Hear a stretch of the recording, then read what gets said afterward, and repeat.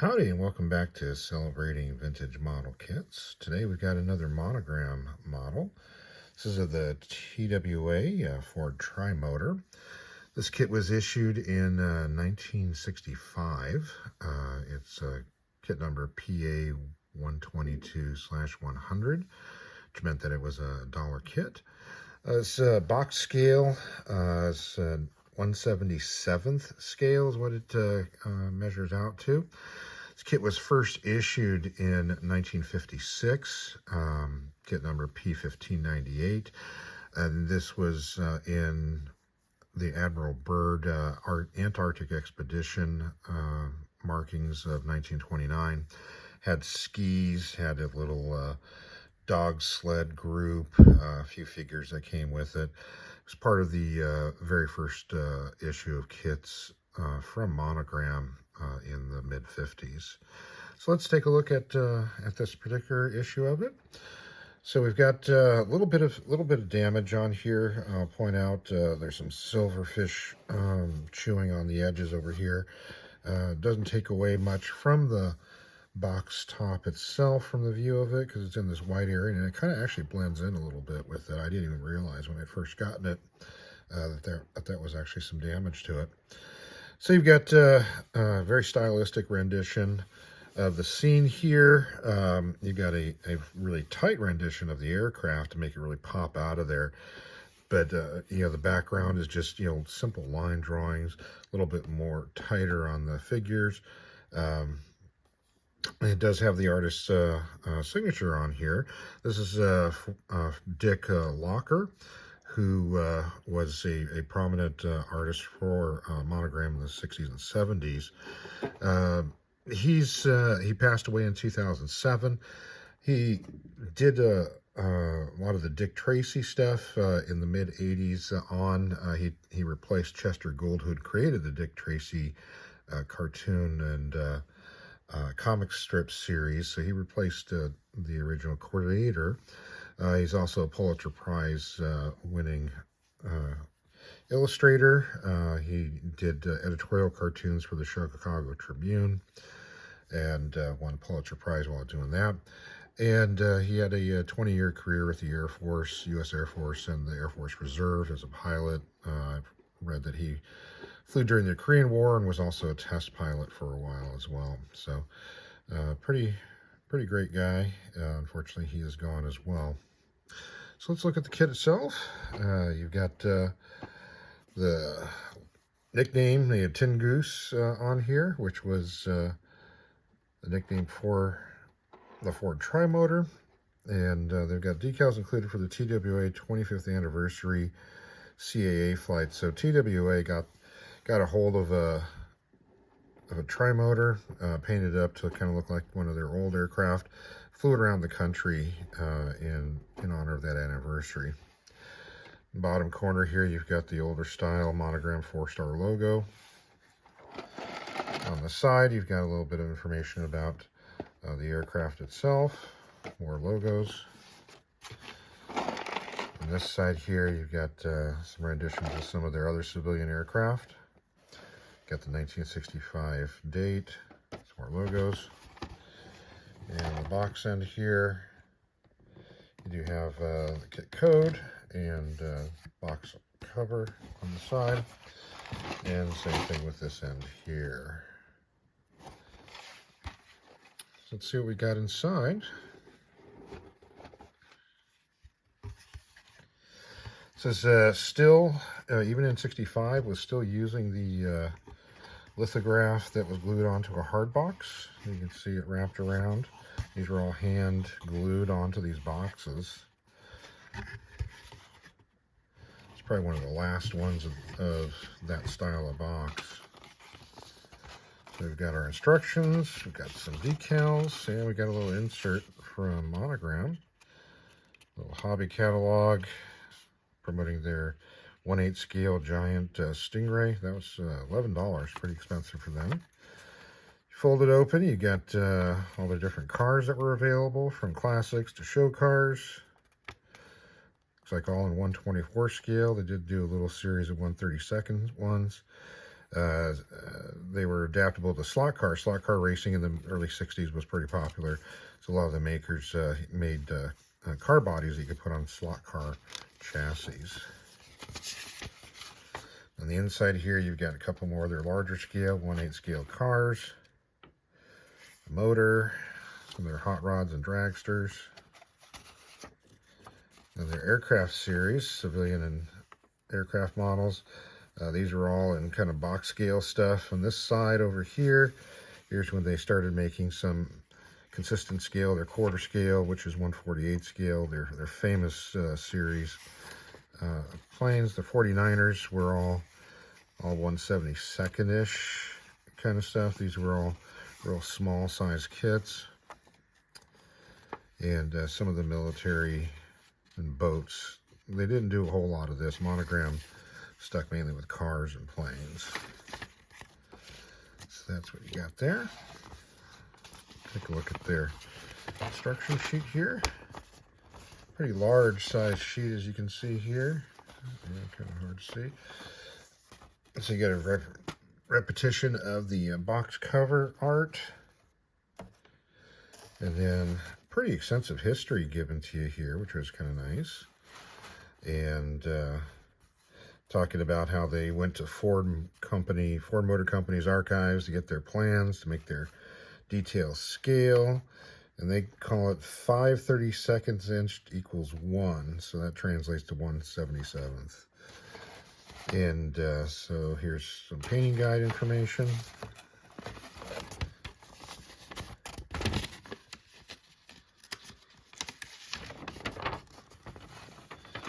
They start out with a full exploded view, just nice, really detailed rendering of the kit with call out for all the parts, how to apply decals, how to paint your model, and then here's the step-by-step instructions. So they're breaking it down to very small steps, which is kind of nice. Giving you some little tips about wrapping rubber bands around the wings to hold them together. Looks like there's a lot of nice little detail in this kit. And then the final steps. And then finally, decal placement. Speaking of decals, here we got decals for this set. They're kind of yellowed a little bit, but not much to them. And just registration, the TW logo. They do have the 25th anniversary flight on here. So this particular aircraft N414H, yeah, as you may have surmised, it was a real aircraft, and it did have a history before TWA used it for their flight. It was originally built by Ford as a 5ATC, which is the coding for this particular model of trimotor. So the constructor number 74, so it was the 74th plane built by them. They made 199 total of these trimotors between 1926 and 1933. This particular one's first flight was in September of 1929. It was registered as NC414H, and it was the only one that was originally equipped with floats. So the other ones from Ford came out with either skis or with regular wheeled landing gear, but they did make this one with floats on it. Ended up going to Pan American, and it flew with them in 1932. In 35, it went to CIA Mexicana, was re-registered as XABCX. From 41 to 50, it flew with Aerovías de Guatemala as LGAFA. Came back to the United States in 51 and flew with Northwest Agricultural Aviation Corp. and was re-registered as the N414H. And they did some aerial spraying for fighting locusts. Then it ended up and kicked around to a number of different owners, Jack Adam, John Luke in Tennessee and Illinois. Then it was leased to TWA for this flight. And then American Airlines had it for a while, doing some promotional work as well. Then it ended up in Las Vegas in the 70s. And it flew around Las Vegas for a number of years under the Scenic Airlines livery. If some people may be familiar with it, with the large rainbow painted on the side of the aircraft. Then finally, after flying around with them for a number of years, in 1921 it ended, or in 2021 it ended up in Sonoma, and was repainted in the PAA markings, which was the Pan American. And it's currently in the Western Antique Airplane and Auto Museum in Oregon. So, show you some history, or some photographs of the aircraft throughout its history.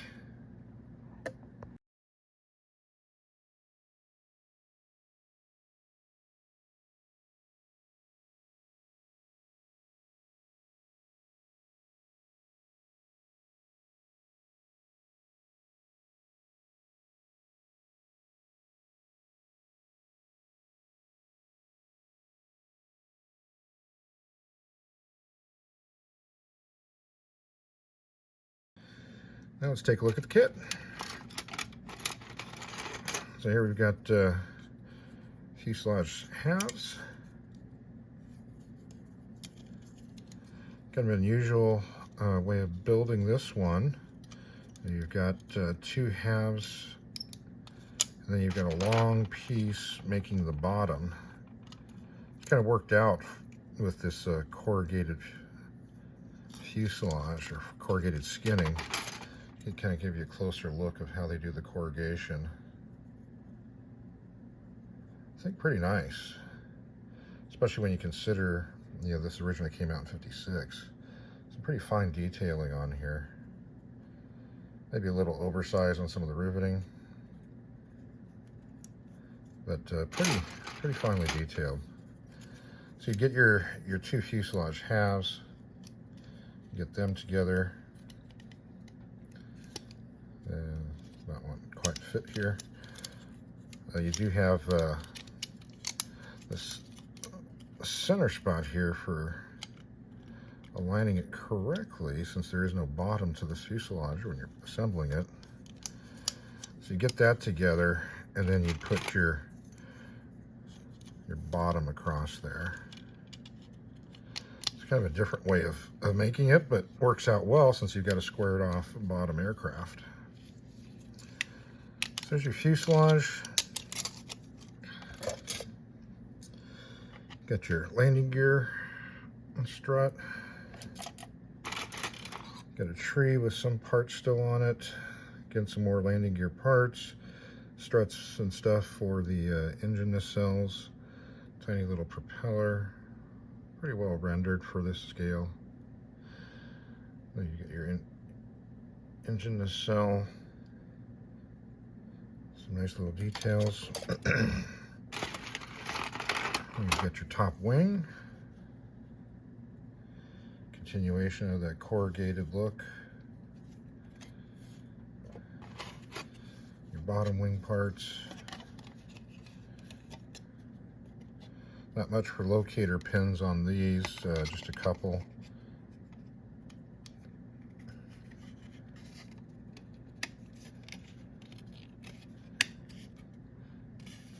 Not too bad of a fit. You don't want to have to do a whole lot of sanding on this, because you'll lose the corrugation if you have to sand too much on there. So there's your wings. It's your horizontal tailplane, all one solid piece.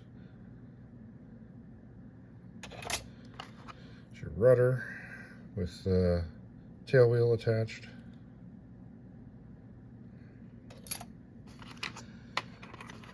More of the engine nacelles. Oh, they did pretty good. Notice there's instruments on the side of the strut there, because the instruments for the outlying engines were actually on the struts. The pilot had to look out the window and see what the instruments were showing him. And they actually represented that there. That's pretty neat.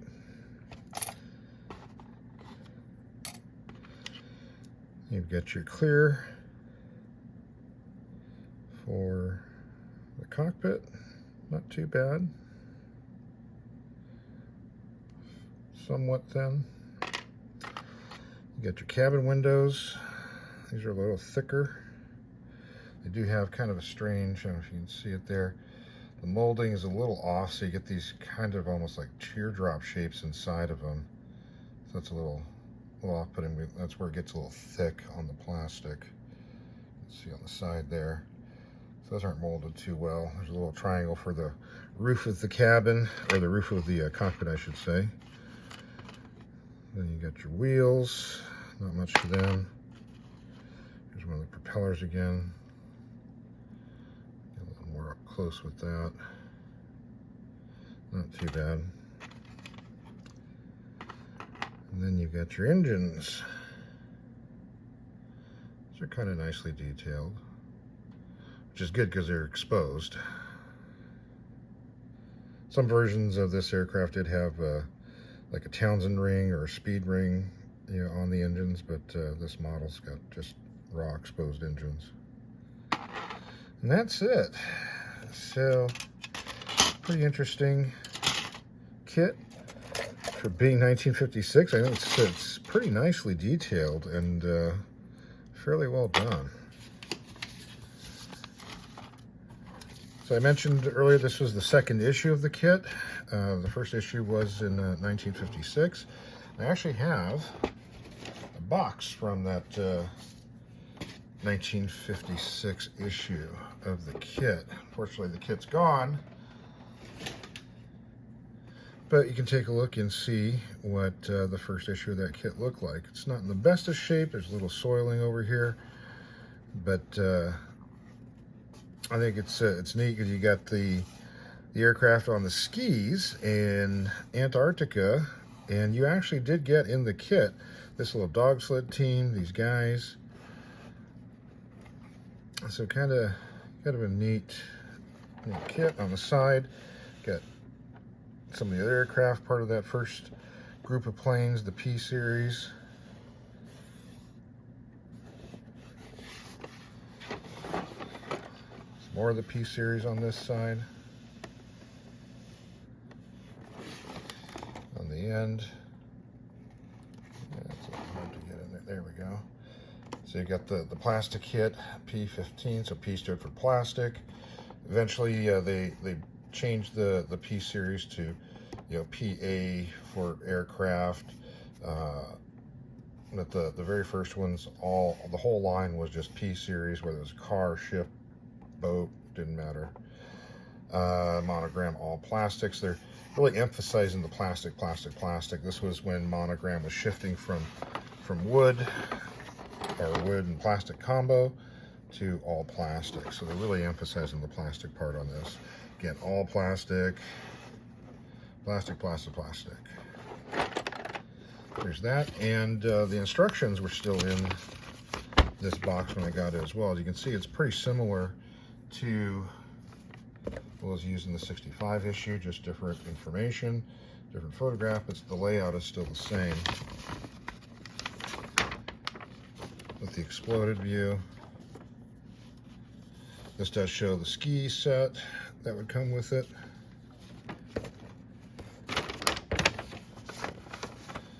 A little bit of a different stuff down here as well, since you've got some of the additional parts and different markings. The rest of the assembly is all the same. Then of course you got the additional step of assembling the ski landing gear on there. Decaling and then painting of the dog sled team. So a little something extra there. So this kit was issued quite a number of times. Issued it in 67 with some revised box art, and 68 again. In 75 to 80, Monogram issued it with Island Airlines. It was red, white, and blue, kind of coinciding with the Bicentennial 76. It was when they went to their pictures of the models on the box for the truth in advertising, concerns that were going on in the 70s. It got repopped again back in the ski version, part of their Heritage Edition in 83. Then they went back to some of the other island markings in 85. Then they did a version of it with the Scenic Airlines, the Rainbow, in the 90s. There was a joint issue between Hasegawa and Monogram in 93. And then, of course, when Revell took over, they reissued it a couple times in 2003, 2005, and then finally in 2022. This is a fairly recently reissued kit. This is a 70-year-old kit still being put out. Revell, when they did reissue it, they did some of the smaller airlines, Stout, Rapid, Maddox, some of the little local regional airlines. So surprisingly, there are hardly any Ford Trimotor kits out there. There was one put out by Airfix in 1/72. That was reissued a number of times. Then there was also one by Marchand, also in 1/77 scale, with the bird markings and skis. I wouldn't be surprised if that actually is a version of this Monogram kit, because it seems strange that they would issue something in the exact scale that this Monogram box scale kit is. So I wouldn't be surprised if that actually was a reissue of the Monogram. And that's it. For such a historic aircraft, this really changed, air travel. Such a popular aircraft, and with so many of them still flying around, it's really surprising to me that there are so few kits of this aircraft.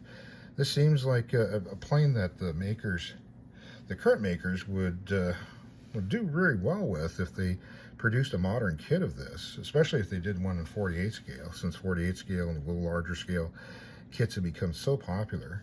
This is just begging for somebody to make a new kit out of this.